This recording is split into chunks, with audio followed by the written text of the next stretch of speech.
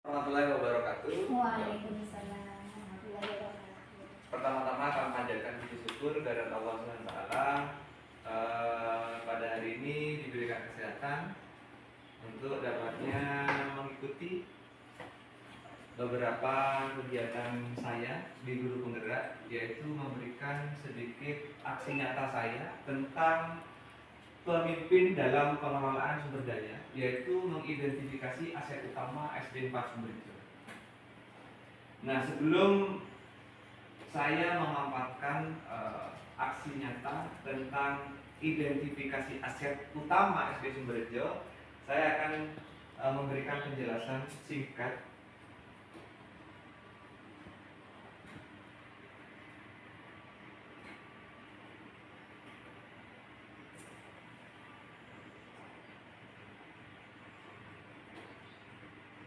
Pos kan, Mak? Oh. Nah, sebelum menjadi aset utama SD Sumberjo, saya ingin berbicara tentang ekosistem sekolah. Bahwa ekosistem sekolah mencakup interaksi kompleks antara guru, siswa, staf, dan administrator. Mungkin bukan cuma itu saja. Dengan wali murid, masyarakat juga ikut serta di situ. Itu merupakan ekosistem sekolah.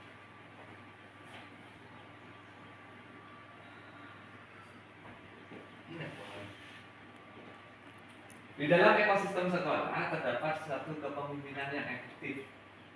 Ada 3, yaitu kualitas pemimpin, menavigasi tantangan, memberdayakan staf. Ini singkat saja bahwa intinya ekosistemnya yang di sekolah itu dapat berjalan dengan baik jika asetnya tertata dengan baik. Mohonlah aset itu sudah tertata dengan baik, aset apa yang ada di sekolah, maka kita akan berjalan dengan baik kegiatan di sekolah itu. Nah, ada beberapa pendekatan yang akan kita lakukan.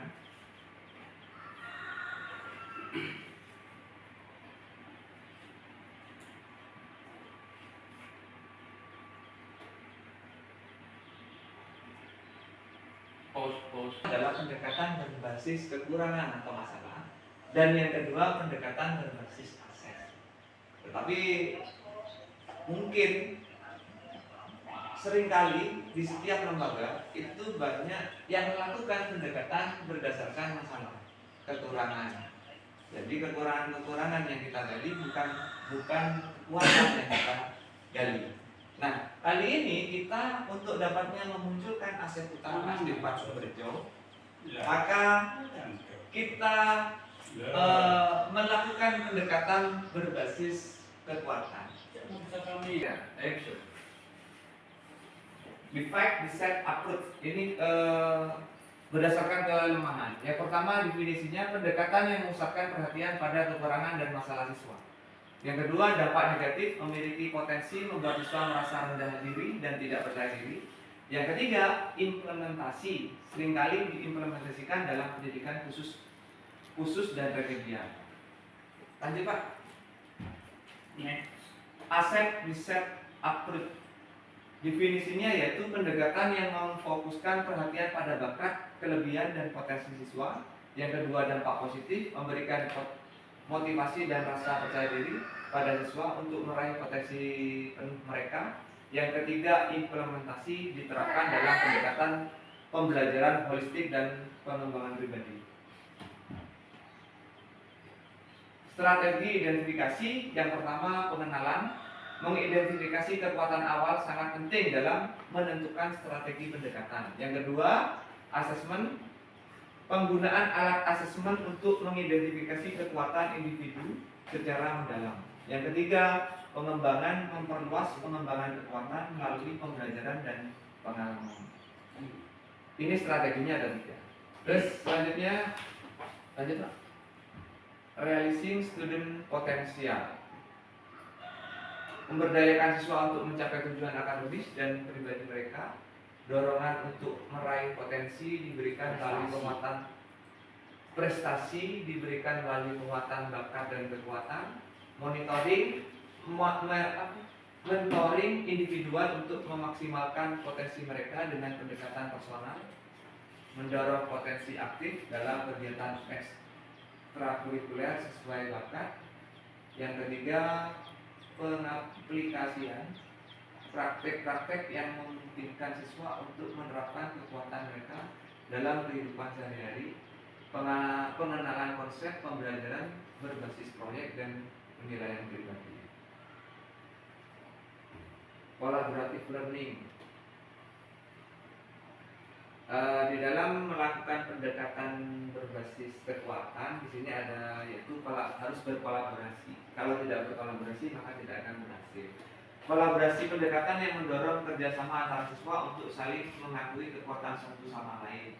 Jadi tidak ada yang dilemahkan seperti Pak Simon, soal Pak Simon menjelaskan itu tidak bagus, tidak baik. Tidak baik. Itu bukan pendekatan berbasis kekuatan, tapi pendekatan berbasis intimidasi. Nah, terus tim kerja. Guru memiliki peran penting dalam mengidentifikasi dan mengembangkan kekuatan siswa.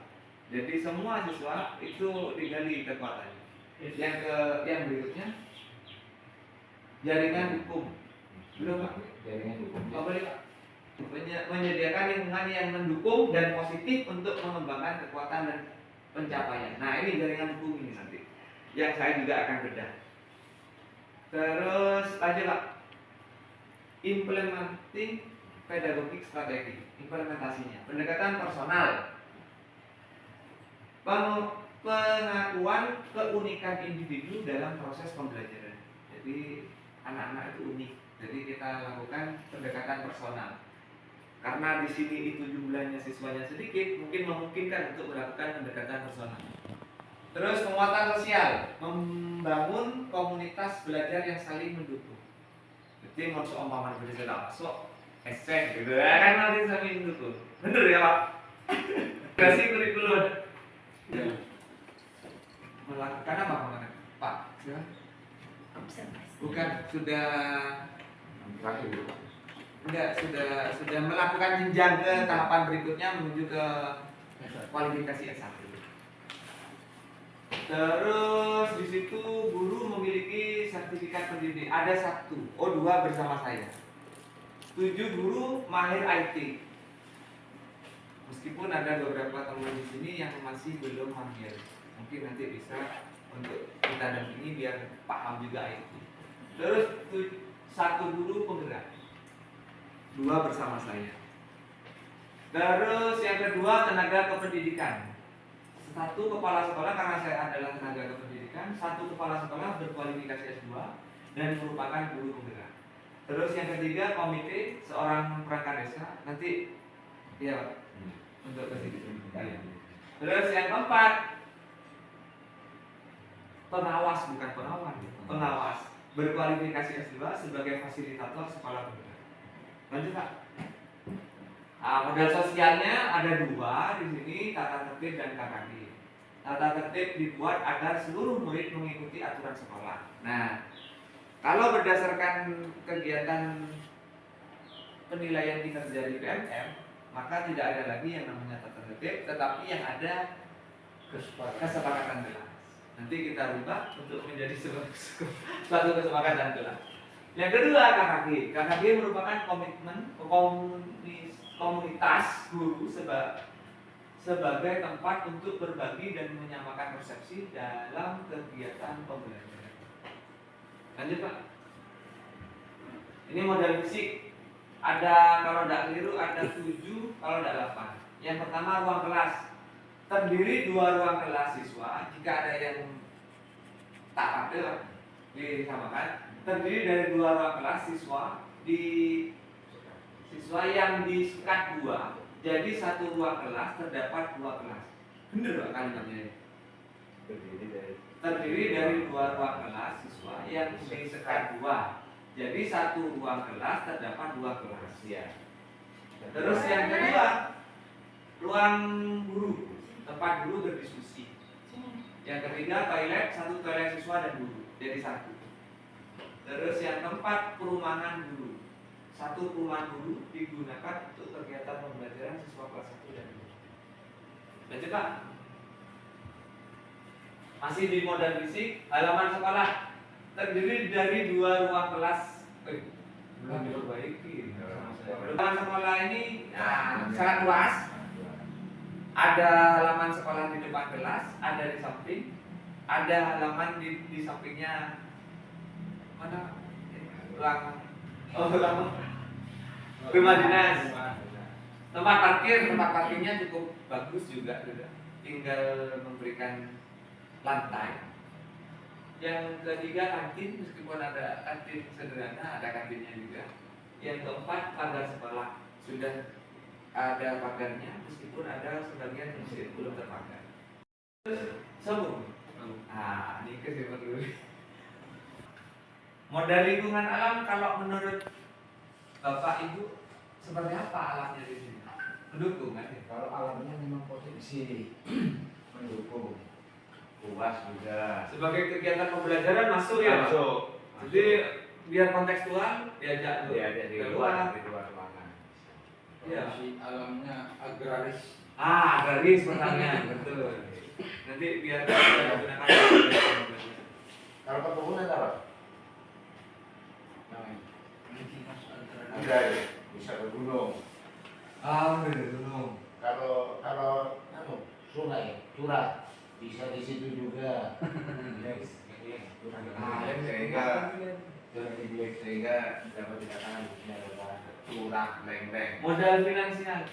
Nah, finansial itu kan keuangan ya. Iya. Ya. Modal finansialnya ini yang kemarin kan kalau dari dana bosnya minim sesuai dengan jumlah jumlah siswa. 17 kali 900 Pak. Cuma berapa? Sekitar 17 juta satu tahun. Satu tahun. Modal lingkungan, modal finansial. Berarti satu sumber modal finansial. Iya. Cuma dari dana bos. Apakah bisa digali dari yang lain? Modal finansial. Sambil berjalan merangkak dulu, kita Ada bisa?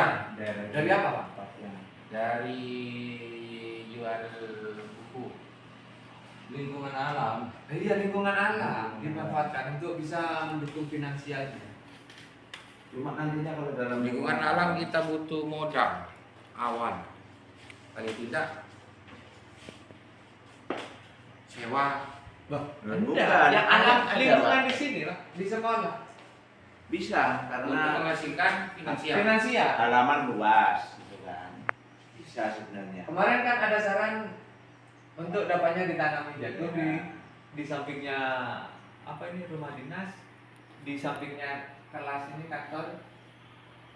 Tapi kalau Singkong. Tapi kalau untuk halaman itu kok kan pro kontra ya dengan untuk lingkungan dengan kita di juga. pendidikan.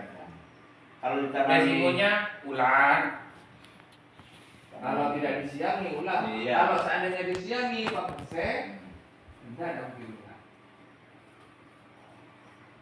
tapi kalau luas ini Pokoknya intinya awamnya kok. Intinya modal finansial hanya satu, bos. Untuk kedepannya kita gali lagi modal finansial yang lain agar mendukung kegiatan kita di sini.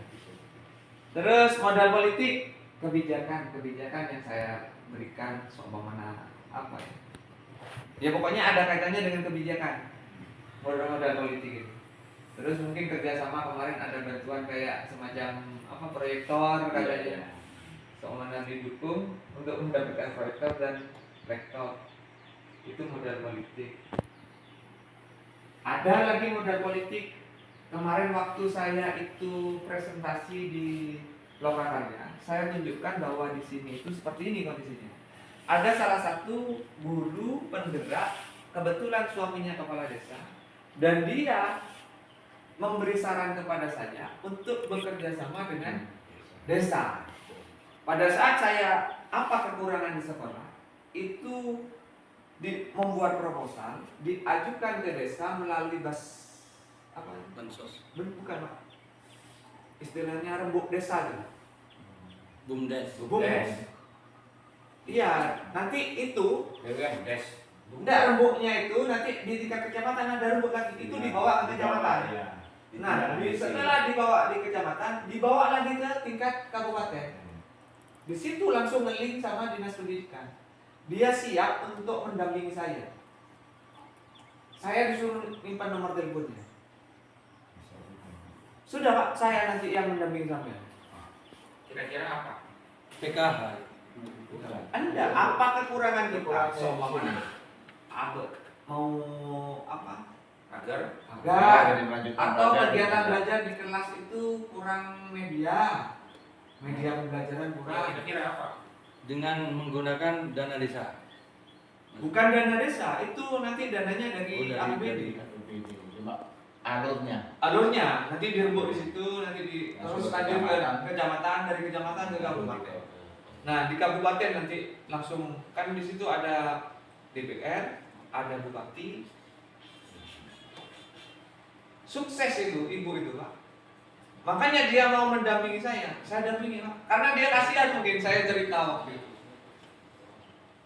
Ayo udah saya yang mau Pendamping desa. Iya. istilah apa kemarin ini? Memang kemarin itu setiap sekolah biasanya diundang ke acara itu. Ya, saya yang datang itu. Bukan, itu kan lomba desa. Pak Suada apa namanya Pak? Di desa. BP. Tanya Pak, ada Oh, ada. rembuk desa, bukan rembuk. Musdes. Musyawarah desa. Mungkin itu mungkin. Sama Pak, diadakan di desa. Setelah itu itu dibawa ke kecamatan Musrembang kecamatan. Setelah Musrembang kecamatan dibawa ke Musrembang kabupaten. Nah di situ ketemu anggota DPR, Pak Bupati, dikelopkan untuk dianggarkan untuk sekolah kita. Sukses terus itu, saya cerita itu saya dapat laptop, saya dapat uang kelas. Soalnya dia cerita saya ada 2 lokal gitu.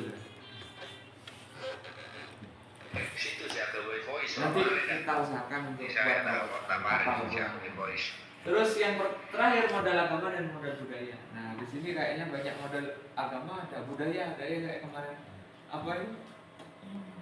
Ya budaya kebiasaan orang-orang sini. Nah, Enggak kawai. Kan. Enggak. Ada Pak kemarin waktu pembelajaran itu. Iya. Seperti memanggil hujan. Nah itu Pak. Selamatan. Nah, tapi itu saya suruh luruskan agar tidak serempetan sama apa Pak kemarin Pak? Iya situ oleh Iya, tidak muslim. Terkadang kan iya, ada nanti lupa sama yang memang bener. Jadi itu saya suruh meluruskan. Oleh kan orang tua kadang tidak meluruskan pokok melakukan hal tersebut. Ya modal agamanya karena di sini agamanya banyak agama Islam. Islam. ya full. Terus budayanya kental juga budaya seperti yaitu memanggil hujan itu. Doa bersama-sama, intinya doa bersama-sama itu Iya. Arbe katanya. Arbe ya. Arbe. Kalau yang di rumah itu di sawah, bukan di sawah, di hutan tuh Pak. Di mana? Di timur. Sampai manggil hujan. Dan dia itu selalu rencana kalau di timur itu kan ada pencahariannya dan memang Tani. pengembala. Uli lah. Kita kan di tempat di hutan kalau nggak ada rumputnya kan nggak bisa. Makanya itu buat ritual doa bersama bukan ya bisa. Di situ kan kebiasaan banyak juga lain kebiasaan Banyak budaya. rokat tuh Pak. Karena ritual kan dia. Tapi dengan cara berdoa bersama mengumpul pada samping kita. Walaupun ada apa namanya itu juga ya Ini aslinya kalau seandainya ada tokoh masyarakat, ada perwakilan dari itu bisa digali. Bapak atau doa kan bisa. Gitu. Karena di sini semuanya guru udah bisa kali. Kalau selain di petani biasanya bisa untuk di pekerjaan Ada. iya per tahun gitu. Kalau sekarang nggak minta hujan, minta berhentinya hujan. Mungkin ini aja aset utama. Nanti akan ada pertemuan lagi. Itu seharusnya ada pertemuan lagi kita saya kepala sekolah, guru, wali murid, dan tokoh masyarakat. Ini kan cuma tokoh masyarakat dan dewan. Mungkin demikian dari saya tentang aset utama SD Pas Berjo. Mudah-mudahan aset-aset yang kita miliki Amin. untuk dapatnya melakukan kegiatan belajar demi kebaikan murid. Amin.